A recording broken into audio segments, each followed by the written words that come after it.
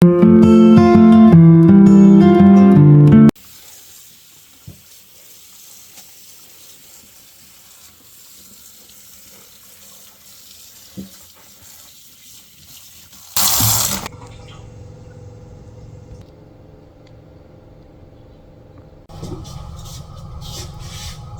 ጤና ይስጥልኝ የድርቲ ቤተሰቦች እንደምናችሁ ደህና ናችሁ? ዛሬ ልደታ ነው። የልደታ ማግስት ነው። በልደታ ማግስት ነው በዓልን እያከበርኩት ያለው። የዛለት አልተመቸኝም፣ ትላንት አልተመቸኝም እና በኮባ ትንሽ አምባሻ እንጋግራለን፣ ቡና እናፈላለን።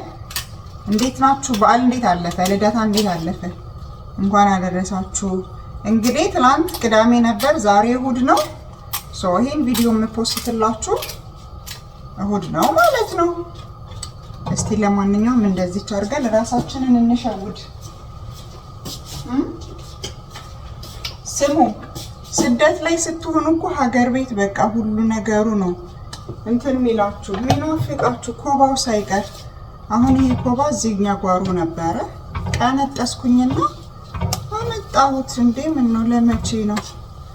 እስቲ እንደዚህ አንዳንዴ ፋፈሽ እንበልበት። ትንሽ ድፎ ደፋለሁ በፓትራ፣ ግን አሁን ለቁርስ ከእንቁላል ጋር የምበላው ነው ይሄንን ማዘጋጀው። እሺ ፍቅሮቼ፣ ታያችሁ ማለት ነው። መጥበሻ አለ። ከዛ ትንሽዬ ቆንጠር አድርገን ለድፎ ስለሆነ ያቦካሁት ትንሽዬ ቂጣ ሳይበዛ እንደዚህ አድርገን እንጋግራለን ማለት ነው።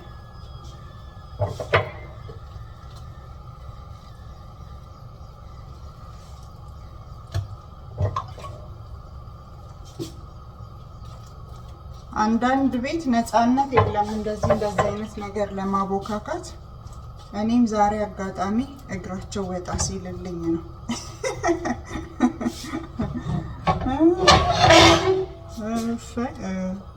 የገዛ ወሬ የሚያስቀኝ ነገርስ ደግሞ እንዴት ነው? የባህል ልብስ ያምራል። የተንቢ የብሳቢ ይላል ጉራጌ። ጉራጌ ቤት ስትሄዱ የተንቢ የብሳቢ ትባላላችሁ። ብዙዎቻችሁ የብሳቢ ማለት ምንድነው የስምሽ ትርጉም ትሉኛላችሁ።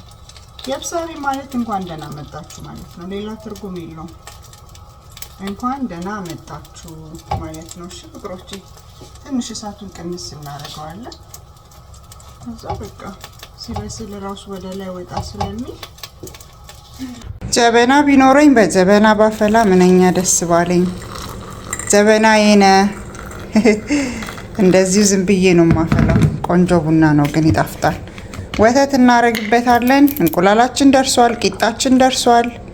ቡና እኔ በእንትን ነው የምጠጣው፣ ባዶ አይደለ። ሌላ ነው ሌላ ስፔሻል እንቁላል የለም ዓለማችን ላይ። ስፔሻል እንቁላል ከተባለም ይሄ ነው። ነህማ ቢየማ ግሬድ የብሳቢ ኑ እንብላ። ደረሰ። እስቲ ዳቦ ይቀመስ።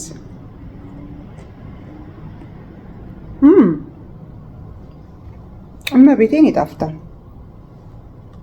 በስመ ስላሴ ስም በቅድስት አርሴማ ስም በስመ አብ ወወልድ በመንፈስ ቅዱስ አሐዱ አምላክ። ሚጥሚጣ ቢኖር ደግሞ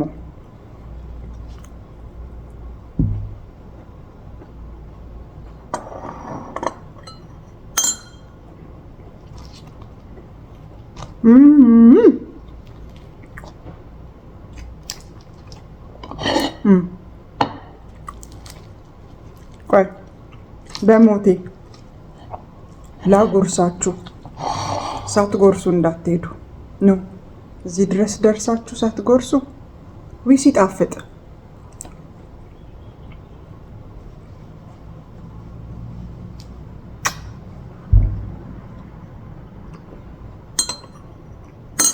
ክትፎ ያስነቃል።